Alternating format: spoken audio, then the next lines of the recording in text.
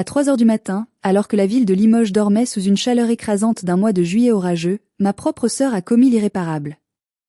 Elle a volé mes clés de voiture pendant que je dormais, pensant s'emparer de ma vieille Clio pour une virée nocturne interdite avec ses amis peu recommandables. Mais le destin, ou peut-être le karma, en a décidé autrement. Au lever du soleil, ce n'était pas ma modeste voiture qui gisait en morceaux dans un fossé boueux de la Nationale, c'était le SUV flambant neuf de ma mère. Et quand maman a vu l'épave, avant même de savoir si sa précieuse fille était en vie, elle a hurlé mon nom avec une haine que je n'oublierai jamais. Elle ne savait pas encore que cette nuit allait marquer la fin de son règne et le début de sa ruine financière. Bonjour à tous et bienvenue sur ma chaîne. C'est un plaisir de vous retrouver pour cette histoire qui, je l'espère, servira de leçon. Avant de vous plonger dans les détails sordides de cette trahison familiale, j'aimerais savoir qui est avec moi aujourd'hui pour me soutenir. Dites-moi dans les commentaires depuis quelle ville, quelle région ou quel pays vous écoutez cette histoire, et quelle heure il est chez vous en ce moment précis.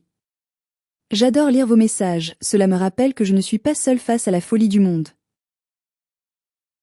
Tout a commencé par une soirée d'été particulièrement étouffante.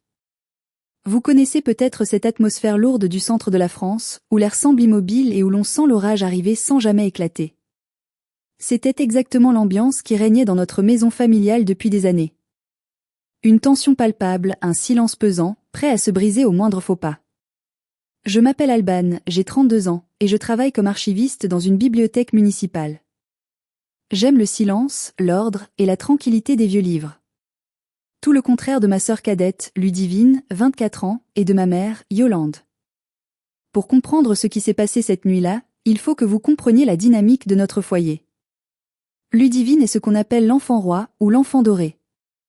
Le bébé de la famille qui n'a jamais eu à grandir, jamais eu à assumer la moindre responsabilité. Elle n'a pas d'emploi stable, pas d'ambition réelle, mais elle possède un talent incroyable, presque effrayant, pour manipuler notre mère. Maman, veuve depuis 10 ans maintenant, a reporté toute son affection, mais aussi toutes ses névroses, sur Ludivine. Elle excuse chaque erreur, chaque caprice, chaque impolitesse de sa cadette. Et moi? Je suis la roue de secours. Celle qui est là pour payer les factures quand les temps sont durs, celle qui répare les pots cassés, celle sur qui on crie quand on est frustré. Ce soir-là, l'atmosphère était électrique pour une raison bien précise, la voiture. Maman venait de s'acheter un magnifique SUV gris métallisé, un modèle de luxe allemand, toutes options, avec des sièges en cuir véritable qui sentaient encore le neuf. C'était son trésor, sa revanche sur la vie, son symbole de statut social pour épater les voisines du quartier résidentiel et ses amis du club de bridge. Elle en parlait depuis des mois, nous montrant les catalogues, hésitant sur la couleur. Tu verras Alban, me disait-elle avec des yeux brillants, avec cette voiture, on me respectera enfin. Les gens verront que Yolande n'est pas n'importe qui. Elle l'avait reçue depuis à peine 3 semaines. Elle la garait toujours au millimètre près, la lavait 2 fois par semaine, interdisait qu'on y mange ou qu'on y boive. C'était bien plus qu'une simple voiture pour elle, c'était une extension de son ego, une armure de métal contre sa peur de vieillir. Le problème, c'est que notre allée de garage est étroite et en pente. Ce soir-là, maman est rentrée tard d'un dîner en ville. Elle était fatiguée, et peut-être avait-elle bu un verre de vin de trop. Ma vieille Clio bleue, fidèle mais usée par les années, était garée au fond de l'allée, bloquant l'accès au garage. Alban a-t-elle crié depuis l'entrée en claquant la porte. Je ne veux pas manœuvrer ce soir, je suis épuisée. Je laisse le SUV devant le portail, dans la rue. Tiens, prends mes clés. Demain matin, avant de partir au travail, tu le rentreras au garage pour moi. Je ne veux pas qu'il reste dehors toute la journée, on ne sait jamais avec les rayures ou les vandales. J'ai soupiré, mais je n'ai pas discuté. C'était inutile de discuter avec Yolande quand elle était dans cet état. J'ai pris son trousseau. C'est lourd, un trousseau de clés de voiture de luxe moderne. Il y a ce poids spécifique de la technologie et de l'argent. J'ai posé ces clés sur la commode en merisier de l'entrée, juste à côté des miennes. Les 2 trousseaux se ressemblaient vaguement dans la pénombre du couloir, 2 boîtiers noirs, lisses. J'ai monté les escaliers en bois qui craquaient sous mes pas, épuisé par ma semaine de travail, et je me suis effondré dans mon lit, espérant une nuit de sommeil réparateur. Il était environ 3 heures du matin quand j'ai entendu le bruit. C'était un craquement léger, presque imperceptible. Le son caractéristique de la 3e marche de l'escalier, celle qui gémit toujours sous un poids familier. Je ne dormais que d'un œil. Vivre avec Ludivine vous apprend à dormir comme une sentinelle, toujours sur le qui-vive. Elle rentrait souvent tard, ivre, ou essayait de sortir en douce pour rejoindre des amis que ma mère désapprouvait officiellement mais tolérait officieusement. J'ai ouvert un œil dans l'obscurité de ma chambre. Ma porte était entr'ouverte, laissant passer un rail de lumière du couloir. Une silhouette s'est glissée devant l'ouverture. J'ai retenu mon souffle, mon cœur se mettant à battre un peu plus vite. J'ai entendu des pas feutrés descendre l'escalier. Le tintement métallique des clés qu'on saisit sur un meuble en bois. Puis, le bruit lourd de la porte d'entrée qui se referme avec une précaution exagérée, le peigne glissant doucement dans la gâche. Je savais exactement ce qu'elle faisait. Elle prenait ma voiture. Encore. Ce n'était pas la première fois. Elle me l'empruntait sans demander pour aller en boîte de nuit quand elle n'avait pas d'argent pour le taxi ou quand ses amis ne pouvaient pas venir la chercher. D'habitude, je me levais, je hurlais, je réveillais maman pour la prendre à témoin. Et à chaque fois, maman me disait d'une voix pâteuse, « Oh, laisse-la, elle est jeune, il faut bien qu'elle s'amuse. Elle va faire attention à ta vieille guimbarde, ne sois pas si égoïste. » Cette nuit-là, j'étais trop fatiguée. Une fatigue profonde, celle de l'âme. J'ai pensé, allez, laisse tomber. C'est ma vieille Clio. Elle a 200 000 kilomètres au compteur. La carrosserie est déjà rayée. Si elle l'abîme, elle paiera. Je ne vais pas me battre à 3 heures du matin pour ça. J'ai entendu un moteur démarrer dans la rue. Un ronronnement puissant, doux, feutré. Pas le bruit de tracteur poussif de mon vieux diesel. Mais dans mon demi-sommeil, mon cerveau embrumé n'a pas fait la connexion immédiate. Je me suis retournée, j'ai tiré la couette sur ma tête pour bloquer le bruit, et je me suis rendormie. Je ne savais pas encore que ce silence complice allait me coûter ma tranquillité d'esprit, mais qu'il allait aussi m'offrir la plus douce et la plus terrible des vengeances. Je ne savais pas que Ludivine, dans la pénombre de l'entrée, avait attrapé le mauvais jeu de clés. Le réveil a sonné à 7h30. Une sonnerie stridente qui a percé mes rêves et m'a ramené à la réalité. J'ai ouvert les yeux, étiré mes bras, et pendant une seconde, tout semblait normal. La lumière du soleil d'été filtrait à travers les persiennes, dessinant des lignes dorées sur le sol. Les oiseaux chantaient dans le jardin. Une belle journée d'été s'annonçait à Limoges. Puis, la mémoire de la nuit m'est revenue comme un coup de poing dans l'estomac. Ludivine. Les clés. Le bruit du moteur. Je me suis levée d'un bond, en pyjama, les pieds nus sur le parquet froid, et j'ai couru à la fenêtre qui donnait sur l'allée et la rue. Mon sang s'est glacé. Ou plutôt, il s'est mis à bouillir d'une colère sourde. L'emplacement devant le portail était vide. Il n'y avait plus rien. Pas de voiture. Juste le bitume gris de la rue qui brillait au soleil matinal. Mais attendez. Je me suis frotté les yeux, croyant avoir mal vu. J'ai regardé vers le fond de l'allée. Ma vieille Clio bleue était là. Garée sagement au fond, près de la porte du garage, exactement là où je l'avais laissée la veille en rentrant du travail. Elle n'avait pas bougé d'un millimètre. C'était le SUV. Le magnifique SUV gris de maman. Il avait disparu. J'ai dévalé les escaliers, manquant de tomber dans ma précipitation. Je suis arrivée dans l'entrée, le cœur battant à tout rompre. Sur la commode, il ne restait qu'un seul trousseau de clés. J'ai regardé de plus près, n'osant y croire. C'était le mien. La clé usée de ma Renault, avec mon porte-clés Tour Eiffel un peu écaillé. Le trousseau de maman, avec le logo brillant de la marque de luxe allemande et l'étui en cuir noir, n'était plus là. Un rire nerveux, presque hystérique, est monté dans ma gorge. Ludivine. Cette idiote. Cette voleuse incompétente. Elle avait voulu prendre ma voiture pour ne pas se faire remarquer, pensant que je ne porterais pas plainte contre ma propre sœur. Mais dans le noir de l'entrée, guidée par sa précipitation et peut-être déjà par l'alcool, elle avait pris les clés du bébé de maman. Alban. Pourquoi tu cours comme un éléphant dans les escaliers ? La voix de maman venait de la cuisine. L'odeur du café frais et du pain grillé emplissait la maison, une odeur de normalité qui jurait avec la catastrophe en cours. Elle était assise là, à sa place habituelle, en peignoir de soie bordeaux, l'air royal, beurrant sa tartine avec une précision chirurgicale. Maman, ai-je commencé, la voix tremblante, ne sachant pas où commencer. Elle ne m'a même pas regardée. Elle a continué à étaler sa confiture d'abricot. Tu as rentré le SUV au garage comme je t'ai demandé hier soir? J'ai entendu du bruit cette nuit, vers 3 heures. J'espère que tu n'as pas raclé le portail en le rentrant. Tu sais que la peinture coûte une fortune. Je l'ai regardée, stupéfaite par son aveuglement. Elle pensait que c'était moi qui avais bougé la voiture. Maman, il faut que tu viennes voir. Tout de suite. Elle a soufflé, agacée, posant son couteau avec un bruit sec. Quoi encore? Tu as rayé quelque chose? Je te jure, Alban, si tu as fait une égratignure à ma voiture, je te la ferai repeindre à tes frais. Tu es tellement maladroite parfois. Elle s'est levée, a resserré son peignoir et a marché d'un pas lourd et autoritaire vers l'entrée. Elle a ouvert la porte d'entrée d'un geste brusque et s'est figée sur le seuil, comme si elle venait de heurter un mur invisible. Le silence qui a suivi était assourdissant. Plus un oiseau ne chantait. Elle a cligné des yeux, une fois, 2 fois. Comme si son cerveau refusait catégoriquement de traiter l'image de l'espace vide devant le portail. Où?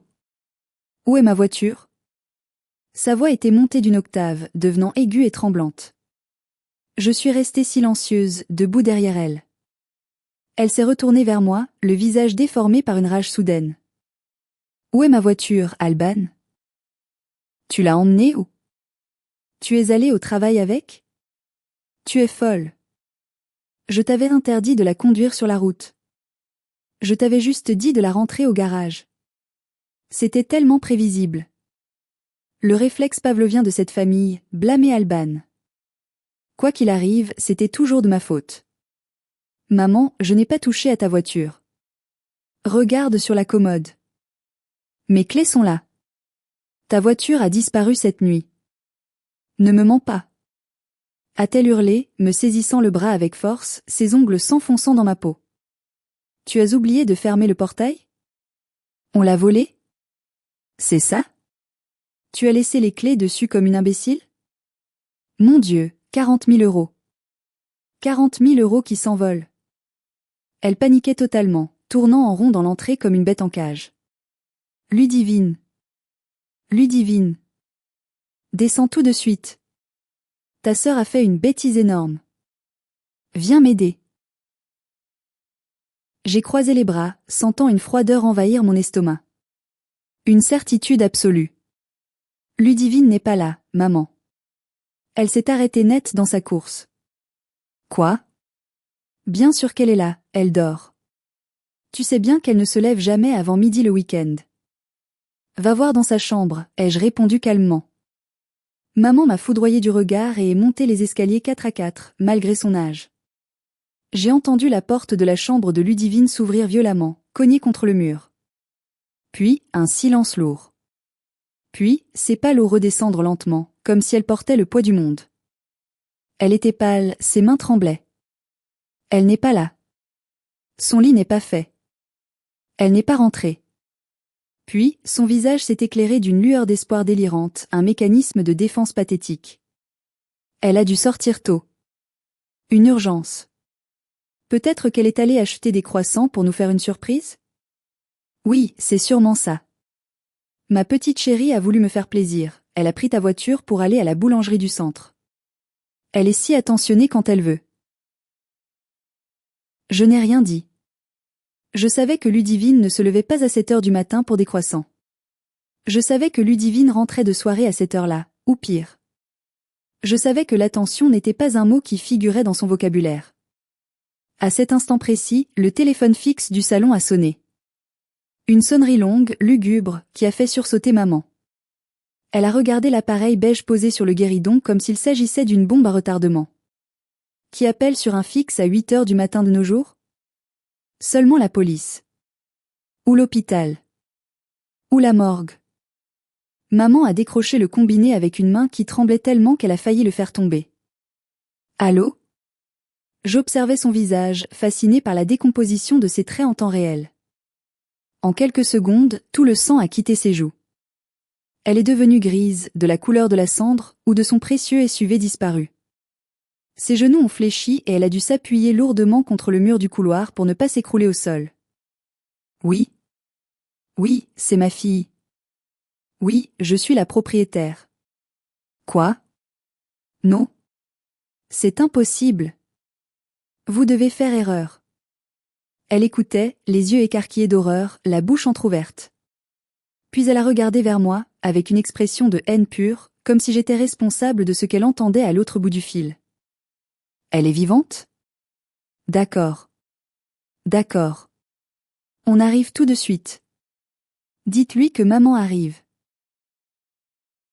Elle a raccroché doucement, le plastique du téléphone claquant dans le silence de la maison. L'atmosphère était devenue lourde, gluante, irrespirable. C'était la gendarmerie, a-t-elle chuchoté, la voix brisée. Il y a eu un accident. Sur la départementale, à la sortie de la ville, près du vieux pont. Ludivine? Ai-je demandé, sentant un nœud se former dans ma gorge malgré tout. Oui. Elle est à l'hôpital. Des égratignures, un choc à la tête, rien de vital, Dieu merci. Mais la voiture. Sa voix s'est brisée en un sanglot sec. Ils disent que la voiture est détruite. Tonneau. Fossé. Perte totale. Soudain, sa tristesse s'est transformée en une colère volcanique. Elle s'est jetée sur moi, me poussant contre le mur. C'est de ta faute. Tout est de ta faute. J'ai reculé, choqué par la violence de son geste. Quoi? Comment peux-tu dire ça? Tu as laissé tes clés traîner. Tu sais qu'elle est impulsive. Tu sais qu'elle traverse une période difficile. Si tu avais caché tes clés de voiture, elle n'aurait pas pu prendre ta poubelle de Clio. Maintenant, ta voiture est à la casse et ma fille est à l'hôpital à cause de ta négligence. Tu es une sœur indigne. J'ai ouvert la bouche pour parler, pour lui dire la vérité, pour lui crier que ce n'était pas ma voiture, mais elle ne m'a pas laissé le temps. Elle était dans un délire de persécution. Allez, habille-toi. On y va. Je vais devoir expliquer aux gendarmes que c'est un malentendu, qu'elle a juste emprunté la voiture de sa sœur pour une urgence. On ne va pas porter plainte contre elle, évidemment. Tu diras que tu lui avais prêté. Tu m'entends, Alban? Tu diras aux gendarmes que tu lui as donné la permission verbale. Il faut la couvrir pour l'assurance. C'est là que j'ai senti quelque chose se briser définitivement en moi. Pas de la tristesse. Mais le dernier lien de respect, le dernier fil ténu d'amour filial que j'avais pour cette femme. Elle me demandait de mentir à la police. Elle me demandait d'assumer la responsabilité légale d'un accident pour protéger sa précieuse Ludivine. Elle pensait encore que c'était ma Clio qui était détruite. Elle s'en fichait éperdument que je n'ai plus de voiture pour aller travailler le lundi matin. Son seul et unique souci était de protéger Ludivine des conséquences de ses actes et de sauver les apparences. Je vous pose la question maintenant, très sincèrement. À ma place, qu'auriez-vous fait? Auriez-vous continué à jouer le jeu pour sauver la famille, par devoir ou par habitude? Ou auriez-vous laissé la vérité éclater, même si cela signifiait détruire votre propre mère et voir votre sœur en prison? Dites-moi dans les commentaires ce que vous auriez ressenti à cet instant précis. C'est important pour moi de savoir si ma réaction était justifiée ou si je suis le monstre qu'elles disent. Nous sommes montés dans ma voiture. Oui, dans ma Clio. Maman était tellement agitée, tellement aveuglée par sa panique, qu'elle n'a même pas réalisé qu'elle s'asseyait dans le véhicule qu'elle croyait détruit. Elle pleurait, appelait ses amis au téléphone en hurlant. « Oh, ma pauvre Ludie a eu un accident, la voiture d'Alban a glissé sur une plaque de verglas, c'est terrible, je suis bouleversée. » Je conduisais en silence, les mâchoires serrées. Je serrais le volant si fort que mes jointures étaient blanches. Je roulais vers la gendarmerie, où l'officier nous avait demandé de passer pour identifier le véhicule et signer des papiers avant d'aller voir Ludivine aux urgences. Le trajet a duré 20 minutes. 20 minutes durant lesquelles maman a élaboré 10 scénarios de mensonges différents pour disculper sa fille. Nous sommes arrivés au garage de la Fourrière, attenant à la gendarmerie. L'odeur d'huile, de caoutchouc brûlé et de poussière nous a accueillis. Le policier nous attendait. Un homme grand, le visage sévère, marqué par des années de service. L'inspecteur Aristide. Il avait l'air de quelqu'un qui en a assez de voir des gamines riches jouer avec leur vie le samedi soir et des parents qui nettoient derrière. « Madame Yolande ?» a-t-il demandé en nous voyant approcher. « Oui, c'est moi. »« Où est ma fille ?»« Je veux voir ma fille. »« Et la voiture ? Bon, ce n'est qu'une vieille voiture, l'important c'est que ma fille aille bien, n'est-ce pas ? La voiture est ici, a coupé l'inspecteur sèchement en montrant un amas de tôle informe derrière lui, sous un hangar en tôle. Maman a tourné la tête. Et le temps s'est arrêté. Littéralement. Ce n'était pas une petite voiture bleue compacte. C'était une masse grise, énorme, compactée comme une canette de soda qu'on aurait écrasée du pied. On distinguait à peine la marque de luxe sur la calandre tordue. Une roue avait été arrachée et gisait à quelques mètres.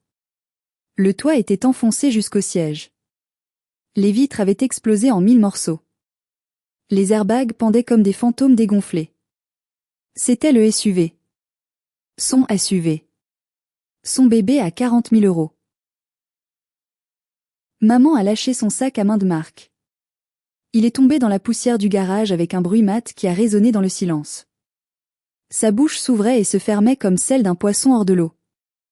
Aucun son ne sortait. Son cerveau refusait d'accepter ce que ses yeux voyaient.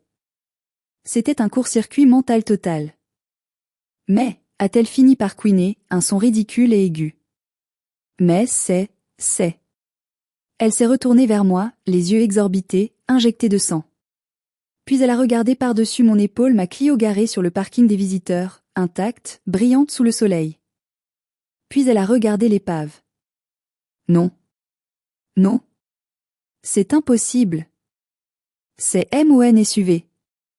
C'est ma voiture. Elle a couru vers l'épave, trébuchant dans ses talons hauts, manquant de s'étaler dans l'huile. Elle a touché la carrosserie froide et déformée comme si elle pouvait la guérir par imposition des mains, comme si c'était un cauchemar dont elle allait se réveiller. Regardez ce qu'elle a fait. A-t-elle hurlé, sa voix se transformant en un cri animal, primitif. Elle l'a tué. Elle a tué ma voiture. L'inspecteur Aristide s'est approché, carnet en main, imperturbable face à l'hystérie. Madame, votre fille a été testée positive à l'alcool. 1,5 g par litre de sang. À 3 heures du matin. Elle a raté un virage à 110 km/h dans une zone limitée à 70. Elle a percuté une glissière de sécurité en béton et fait 3 tonneaux avant de finir en contrebas. C'est un miracle qu'elle soit en vie. Maman s'est retournée vers moi, les larmes coulant sur son maquillage soigné, créant des rivières noires sur ses joues. Pourquoi tu ne m'as rien dit? Pourquoi tu m'as laissé croire que c'était ta voiture? J'ai haussé les épaules, un calme olympien m'envahissant soudainement. Tu ne m'as pas laissé parler, maman. Tu étais trop occupée à m'accuser d'avoir laissé traîner mes clés. Mais Ludivine n'a pas pris mes clés. Elle a pris les tiennes. Celles que tu m'as données hier soir. Elle a confondu dans le noir. C'est l'ironie du sort, n'est-ce pas? Tu aurais dû l'empêcher. A-t-elle crié, cherchant encore un coupable autre qu'elle-même. Tu es sa sœur aînée. Tu es responsable. Je dormais, maman. Comme toi. Je ne suis pas sa gardienne. L'inspecteur a tout sauté pour attirer notre attention. Madame, nous avons besoin de votre déclaration officielle. Votre fille conduisait votre véhicule. Savez-vous si elle est assurée pour ce type de véhicule puissant? Le visage de maman est passé de la colère à la terreur pure. L'assurance. Je savais, et elle savait. Elle avait souscrit l'assurance la moins chère possible pour conducteur unique exclusif afin d'économiser quelques dizaines d'euros par mois, car elle jurait être la seule à conduire ce bijou. Ludivine, avec son permis probatoire de moins de 2 ans et son historique de petits accrochages, n'était absolument pas déclarée. Pire encore, la clause d'exclusion pour conduite en état d'ivresse est standard dans tous les contrats. Elle a juste emprunté les clés, sans ma permission, a bégayé maman, cherchant une issue. C'est du vol. Si c'est du vol, l'assurance paye, non? Dites-moi que l'assurance paye pour le vol. L'inspecteur a levé un sourcil sceptique. Vous voulez porter plainte pour vol contre votre propre fille, madame? C'est une procédure lourde. Votre fille passera au tribunal correctionnel. Vol aggravé en réunion ou par ascendant, conduite en état d'ivresse, destruction de biens d'autrui, mise en danger de la vie d'autrui. Elle risque de la prison ferme vu les circonstances et son taux d'alcoolémie. Maman était piégée. Un piège qu'elle avait elle-même construit année après année en gâtant sa fille. Si elle disait que Ludivine avait la permission, l'assurance ne paierait pas car Ludivine était ivre et non déclarée sur le contrat. Si elle disait que Ludivine avait volé la voiture, Ludivine devenait une criminelle aux yeux de la loi, avec un casier judiciaire indélébile. Et l'assurance se retournerait probablement contre Ludivine pour se faire rembourser les dégâts causés à l'infrastructure publique, qui s'annonçait salée. Elle s'est tournée vers moi, ses yeux implorant une aide, une solution miracle, une bouée de sauvetage. Alban. Dis-lui. Dis-lui que c'est toi qui conduisais. J'ai cru avoir mal entendu. Le monde a vacillé autour de moi. Les bruits du garage se sont estompés. Pardon ? Ai-je articulé ?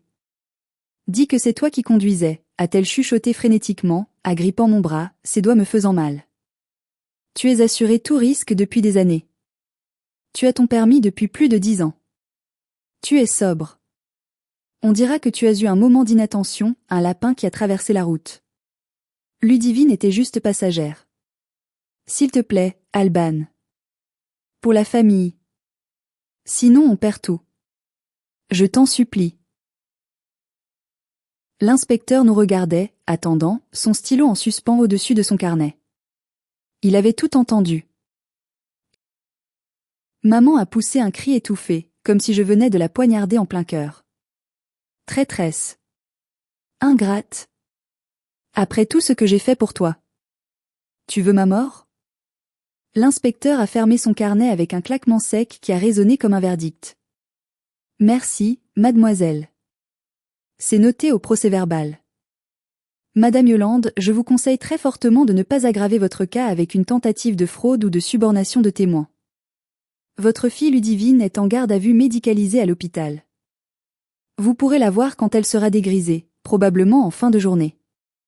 D'ici là, je vous suggère de contacter un avocat. Le retour à la maison a été un enfer silencieux. Maman pleurait sans discontinuer, non pas sur le sort de sa fille blessée, mais sur l'argent. 40 000 €. Je n'ai pas fini de la payer. Comment je vais faire ? Je suis ruinée. Dès que nous sommes rentrés, elle a appelé Gatien. Gatien est mon cousin éloigné, mais surtout, c'est un courtier en assurance honnête, direct et très compétent. Il s'occupe des contrats de la famille depuis toujours. Il connaît toutes les petites lignes. Il est arrivé 1 heure plus tard, avec sa mallette en cuir usé et son visage compatissant mais professionnel. On s'est assis dans le salon, volets fermés pour cacher la honte. Maman lui a servi un café avec des mains tremblantes, renversant un peu de liquide dans la soucoupe. Alors, Yolande, a commencé Gatien en ajustant ses lunettes sur son nez. J'ai lu le rapport préliminaire que tu m'as envoyé. C'est compliqué. Très compliqué. Dis-moi qu'il y a une solution, Gatien. Dis-moi que l'assurance va me rembourser mon SUV. J'ai pris l'option valeur à 9, non ? Je paie une fortune chaque mois pour cette option. Gatien a soupiré, posant ses mains à plat sur la table. L'option valeur à 9 fonctionne si le conducteur est en règle, Yolande. C'est la base. Ludivine avait 1,5 g d'alcool. C'est délictuel. C'est une clause d'exclusion absolue et universelle dans tous les contrats d'assurance automobile en France. Même si elle avait été déclarée comme conducteur secondaire, ce qui n'est pas le cas, l'alcool annule tout. Absolument tout. Maman a blêmi, ses lèvres devenant bleues. Tout ? Tout. Ils ne rembourseront pas un centime pour ton véhicule. Rien. 0. Pas même la valeur de la ferraille. Maman a porté la main à sa poitrine, respirant difficilement. Mais le crédit. J'ai fait un crédit sur 5 ans. Je dois encore 35 000 € à la banque. Je viens à peine de commencer à payer. Tu vas devoir continuer à payer le crédit chaque mois pour une voiture qui n'existe plus, a confirmé Gatien froidement mais tristement. La banque s'en fiche que la voiture soit détruite. La dette reste la dette. Et ce n'est pas le pire, Yolande. Il y a pire ? Ai-je demandé, sentant presque une pointe de pitié pour elle face à l'ampleur du désastre. Oui. La glissière de sécurité. L'intervention des pompiers. L'ambulance. Le nettoyage de la chaussée par les services de la voirie. L'assurance responsabilité civile va avancer les frais aux victimes et à l'État, c'est la loi. Mais comme il y a alcoolémie avérée, ils vont se retourner contre le conducteur, Ludivine, et le propriétaire, toi, Yolande, pour se faire rembourser intégralement. Ça peut monter à plusieurs milliers, voire dizaines de milliers d'euros. Mais je ne peux pas payer ça, a hurlé maman, se levant d'un bond. Je suis veuve. J'ai une petite retraite. Ils veulent me mettre à la rue? Gatien a secoué la tête avec lassitude. Il fallait y penser avant de laisser les clés à portée de main d'une conductrice inexpérimentée, non assurée et irresponsable. Ou avant de l'élever sans aucune limite ni notion de conséquence. Gatien savait. Tout le monde savait dans la famille. Il avait vu Ludivine grandir, devenir ce monstre d'égoïsme. Et si Alban disait que... Maman a recommencé, désespérée, revenant à son idée fixe. Gatien a tapé du poing sur la table, ce qui nous a fait sursauter toutes les deux. La tasse de café a tinté. Yolande, arrête ça tout de suite. Alban ne va pas risquer 5 ans de prison et 375 000 € d'amende pour escroquerie à l'assurance en bande organisée. Si tu continues sur cette voie, je résilie tous tes contrats, maison et voiture, dès demain matin. Je ne couvrirai pas une fraude. Maman s'est effondrée sur le canapé, sanglotant comme une enfant perdue. Ma vie est fichue. Ma belle voiture. Qu'est-ce que les voisins vont dire? Qu'est-ce que le club de bridge va penser? C'était toujours ça le plus important, les voisins. L'image. Pas le fait que sa fille aurait pu tuer une famille sur la route. Pas le fait qu'elle essayait de détruire la vie de son autre fille. Juste l'apparence sociale. C'est à ce moment-là, alors que les pleurs de maman remplissaient le salon, que la sonnette de l'entrée a retenti. Un son joyeux, incongru. Je suis allée ouvrir. C'était Madame Bérénice, notre voisine d'en face.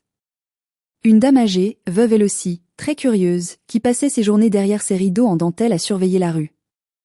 Elle tenait son téléphone portable à la main comme une offrande religieuse. « Bonjour Yolande, bonjour Alban », a-t-elle dit avec un sourire pincé qui ne masquait pas son excitation. « J'ai vu la police ce matin. J'ai vu la dépanneuse. J'ai entendu pour l'accident. C'est terrible, vraiment terrible. Mais je pensais que vous devriez voir ça. Vous savez que j'ai installé une caméra de surveillance pour mon portail le mois dernier? Eh bien, elle filme aussi un peu votre allée. L'angle est parfait. » Maman a levé la tête de ses mains, les yeux rouges et gonflés.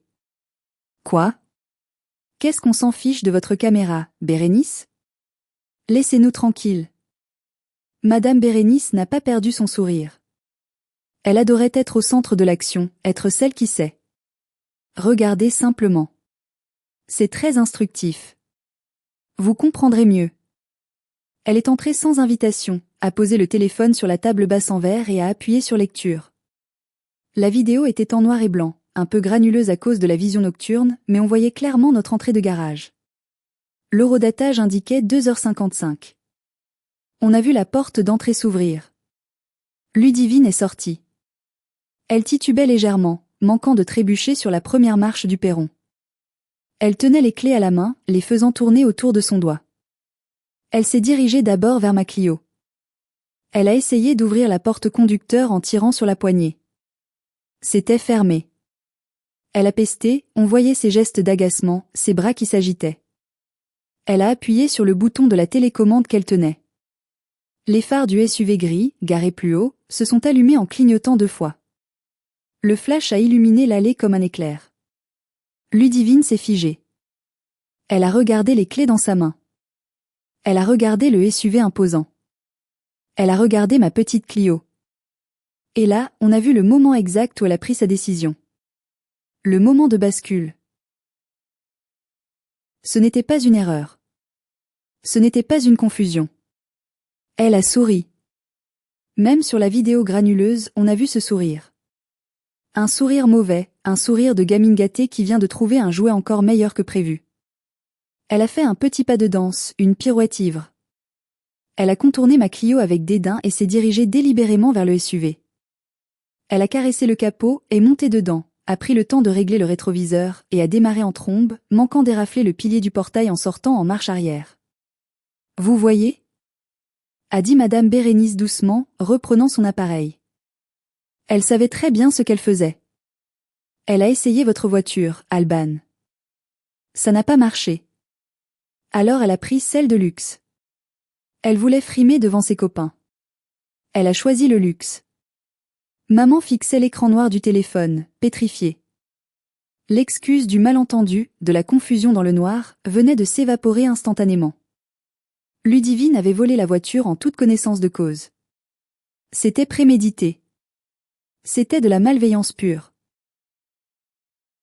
Je peux envoyer cette vidéo à l'inspecteur Aristide si vous voulez, a proposé Madame Bérénice, avec une fausse innocence qui frisait la cruauté. Pour l'enquête. Ça aiderait à établir la vérité. Non, a crié maman, se levant pour essayer d'attraper le téléphone. Supprimez ça. Je vous en supplie, Bérénice. Ne faites pas ça. Madame Bérénice a reculé, serrant son téléphone contre sa poitrine. Oh, je ne sais pas, Yolande. C'est une preuve importante. Et puis, Ludivine est tellement imprudente depuis des années. Elle conduit vite dans le quartier. Il y a des enfants qui jouent. Ce serait rendre service à la communauté qu'elle ne conduise plus pendant un moment. Je vais y réfléchir. Elle est partie en nous laissant avec cette bombe à retardement. Ludivine n'était pas une victime d'une erreur. C'était une voleuse opportuniste. Le soir même, Ludivine est rentrée de l'hôpital. Ou plutôt, maman est allée la chercher en taxi, payant la course chère. Elle avait un bras en écharpe, un pansement sur le front et une minerve. Pas un mot d'excuse en entrant. Pas un regard de regret. Elle est entrée dans le salon, s'est affalée sur le canapé en soupirant et a dit « Il n'y a rien à manger ?» J'ai faim. La bouffe de l'hôpital était dégueulasse, immangeable. Fais-moi des pâtes, maman.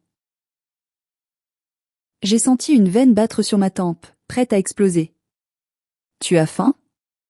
Ai-je demandé calmement, d'une voix glaciale.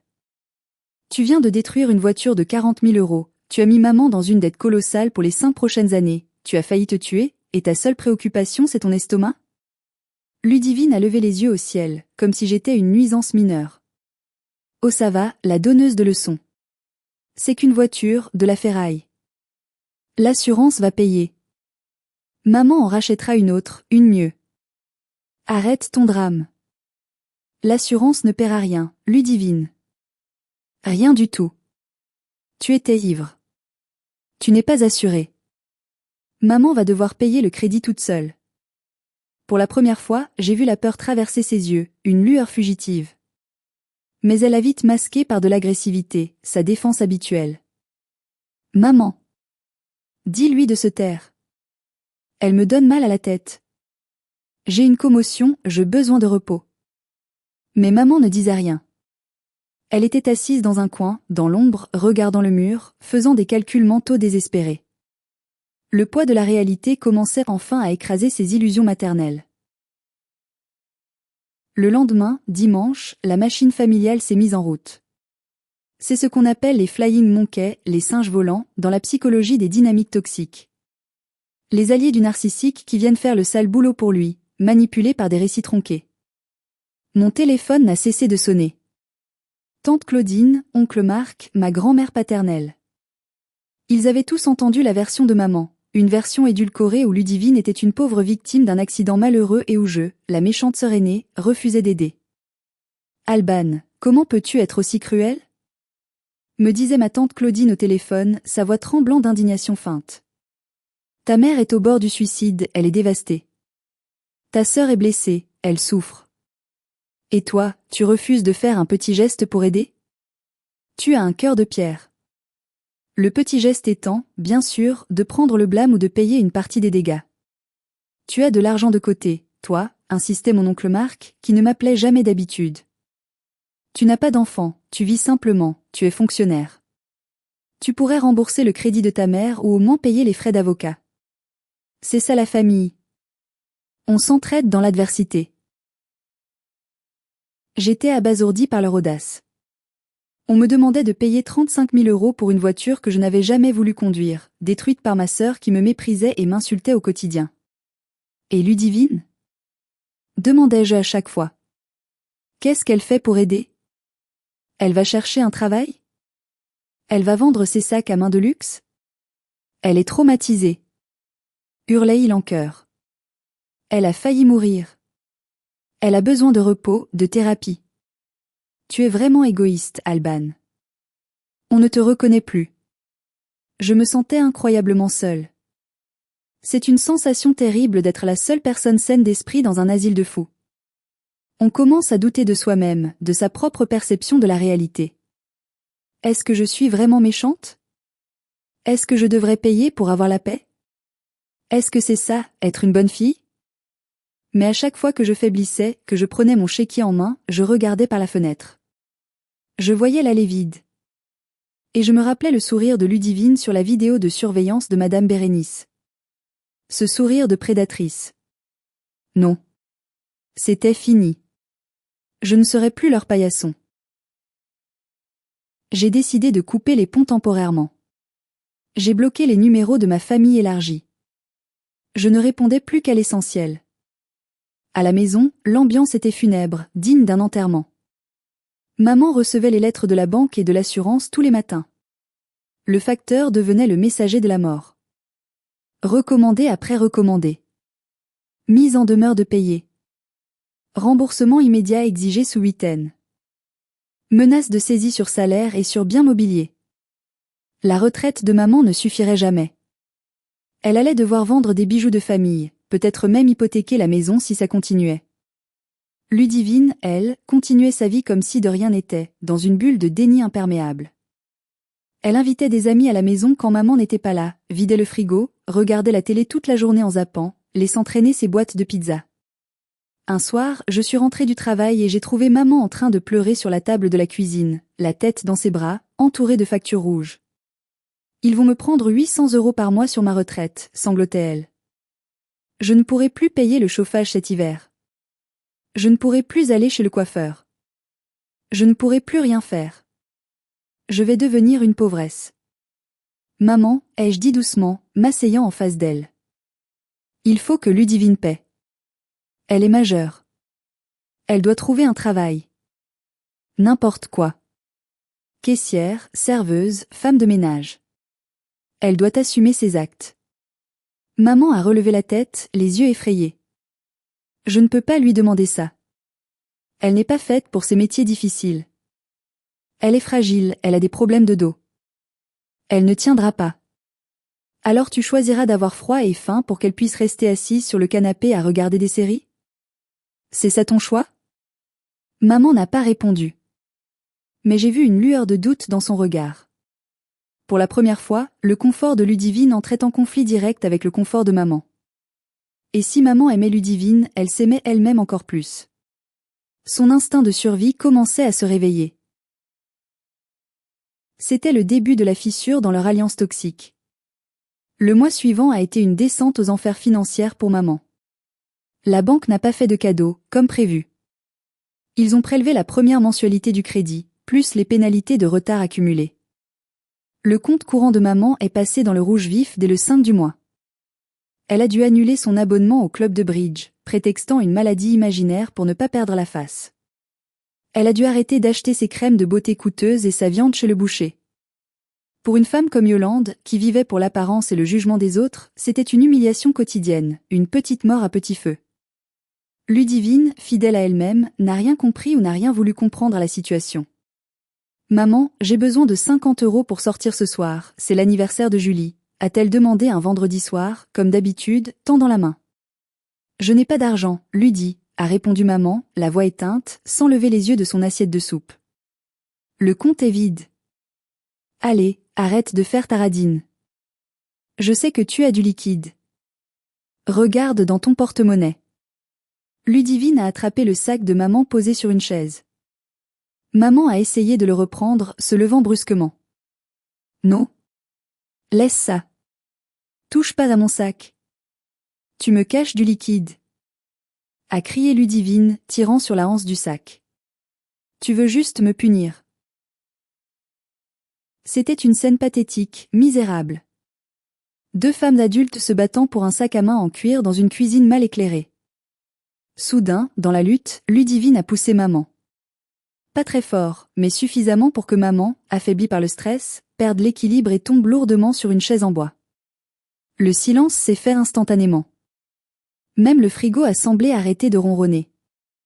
Maman a regardé sa fille. Elle a regardé celle pour qui elle avait sacrifié ses économies, sa voiture, sa relation avec moi, sa dignité. Elle a regardé ce visage tordu par la colère et l'avidité. Et enfin, le voile s'est déchiré. Elle a vu la vérité, un monstre. Un parasite ingrat qui venait de lever la main sur elle pour 50 €. Sors, a dit maman. Sa voix était basse, tremblante, à peine un murmure, mais résolue comme jamais. Quoi? A ricané Ludivine, pensant à une blague. Sors de cette maison. Tout de suite. Prends tes affaires et dégage. Tu plaisantes? Et je vais où? Je n'ai nulle part où aller. Je m'en fiche, a hurlé maman, se relevant.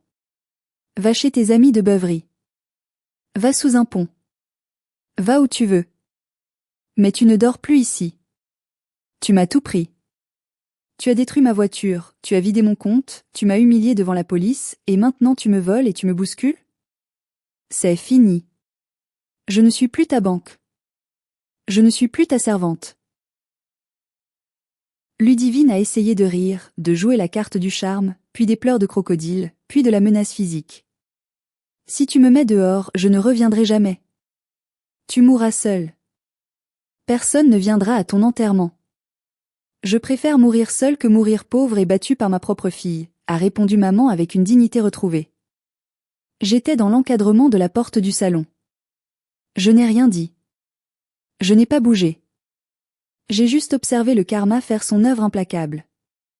C'était tragique, c'était douloureux à voir, mais c'était nécessaire. Comme une amputation pour sauver le reste du corps. Ludivine a fait ses valises en hurlant des insultes ordurières que je n'oserais répéter ici. Elle a cassé un vase Ming, faux, heureusement, en partant. Quand la porte d'entrée s'est claquée derrière elle, maman a éclaté en sanglots. Elle s'est effondrée sur le carrelage. Mais cette fois, c'était des larmes de soulagement, de libération, pas de manipulation. Les semaines qui ont suivi ont été étranges, suspendues dans le temps. La maison était calme. Trop calme. Le silence résonnait dans les pièces vides. Maman a essayé de se rapprocher de moi. Elle me préparait des petits plats le soir, me demandait comment s'était passée ma journée à la bibliothèque, s'intéressait à mes amis. Elle essayait maladroitement de recréer une relation mère-fille, maintenant que son enfant doré n'était plus là pour prendre toute la place. Mais quelque chose était cassé, irrémédiablement. La confiance est comme un miroir, une fois brisé, on peut recoller les morceaux, mais on verra toujours les fêlures. Je ne pouvais pas oublier qu'elle avait voulu me faire aller en prison pour sauver Ludivine. Je ne pouvais pas oublier les années de négligence, les comparaisons blessantes, le mépris affiché. Un soir, au dîner, elle a posé sa fourchette. Elle avait l'air vieillie de 10 ans. Alban. Je sais que j'ai fait des erreurs. Je sais que je n'ai pas été parfaite. Mais tu resteras vivre ici, n'est-ce pas? On va s'en sortir toutes les deux. Tu pourras m'aider à payer les factures, on partagera les frais, et... Je l'ai arrêté d'un geste de la main. Doux, mais ferme. Non, maman. Elle m'a regardée, surprise, la fourchette en suspens. Comment ça non? J'ai trouvé un appartement en centre-ville. Je déménage à la fin du mois. J'ai signé le bail hier. Mais, tu ne peux pas me laisser seule. J'ai besoin de ton aide. Avec le crédit de la voiture, les dettes, je n'y arriverai pas seule. Tu ne peux pas m'abandonner maintenant. J'ai pris une grande inspiration. C'était le moment que j'attendais depuis 32 ans. Le moment de dire ma vérité. Maman, tu as fait tes choix. Tu as choisi d'acheter une voiture au-dessus de tes moyens pour épater la galerie. Tu as choisi de ne pas assurer Ludivine. Tu as choisi de lui laisser les clés, métaphoriquement et littéralement, toute sa vie. Tu as créé ce monstre. C'est ta dette. Pas la mienne. Je ne vais pas sacrifier mon avenir, mes économies, ma vie, pour payer tes erreurs d'éducation. Mais je suis ta mère. A-t-elle pleuré? C'est le devoir d'une fille. Oui, tu es ma mère. Et une mère n'essaie pas d'envoyer sa fille en prison pour fraude à l'assurance. Une mère protège ses enfants, tous ses enfants, pas seulement la favorite. Elle n'a rien trouvé à répondre à ça. Elle a baissé la tête, vaincue par la vérité. J'ai déménagé 2 semaines plus tard. Gatien m'a aidé avec les cartons et son camion. Il m'a dit plus tard que maman avait dû mettre la maison familiale en vente pour payer ses dettes accumulées et prendre un petit appartement en banlieue, loin de ses amis huppés. Une chute sociale vertigineuse pour elle. Ludivine? On a appris par la rumeur qu'elle squattait chez des amis de plus en plus douteux jusqu'à ce qu'ils la mettent dehors à son tour. Elle a fini par travailler comme plongeuse dans un restaurant routier sur l'autoroute pour survivre. La princesse avait perdu sa couronne et devait enfin se salir les mains.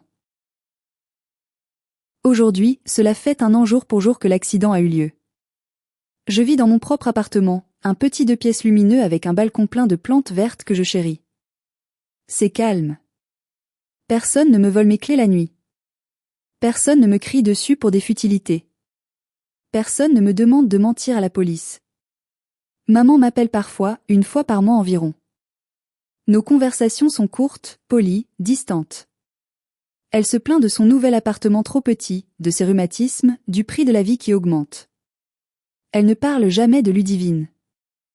Je crois qu'elle a trop honte, ou peut-être qu'elle a enfin compris. J'ai croisé Ludivine 1 fois en ville, par hasard, il y a 2 semaines. Elle servait en terrasse d'un café. Elle avait l'air vieillie, fatiguée, les traits tirés, le vernis écaillé. Elle m'a vu passer sur le trottoir d'en face. Elle a hésité, a fait un pas vers moi, puis elle a vu mon regard. Elle a baissé les yeux et est retournée servir ses clients. Je n'ai ressenti ni haine, ni pitié, ni triomphe. Juste de l'indifférence. Une paix totale. Elle était devenue une étrangère. Cette histoire m'a coûté ma famille, l'illusion d'un foyer, mais elle m'a rendu ma liberté. J'ai payé le prix fort, mais cela en valait la peine. J'ai appris une leçon précieuse que je veux partager avec vous. On ne peut pas sauver les gens qui ne veulent pas être sauvés, même si c'est notre propre sang. On ne peut pas se détruire pour chauffer les autres. Et surtout, la vérité finit toujours par éclater, parfois doucement, parfois avec le bruit fracassant d'un SUV de luxe contre une barrière de sécurité en béton. Si vous vivez une situation similaire, si vous êtes le bouc émissaire d'une famille toxique, si on vous demande de payer pour les erreurs des autres, n'attendez pas que la voiture s'écrase pour partir. Protégez vos clés, protégez votre compte en banque, protégez votre santé mentale, et partez avant qu'il ne soit trop tard. Vous méritez mieux que d'être une roue de secours. Merci infiniment d'avoir écouté mon histoire jusqu'au bout. C'était difficile à raconter, de remuer ces souvenirs douloureux, mais ça fait du bien de le sortir, de le partager avec une communauté bienveillante. Si cette histoire vous a touché, ou si elle vous a rappelé quelqu'un de votre entourage, s'il vous plaît, cliquez sur le bouton j'aime juste en dessous. Ça aide énormément la chaîne à grandir et à partager ses témoignages. Et surtout, abonnez-vous et activez la cloche pour ne pas rater les prochaines histoires de karma familial. Dites-moi en commentaire, quelle est la pire chose qu'un membre de votre famille vous ait faite pour de l'argent? Avez-vous déjà dû couper les ponts pour vous sauver? Je lirai toutes vos réponses avec attention. Prenez soin de vous, et gardez vos clés en sécurité.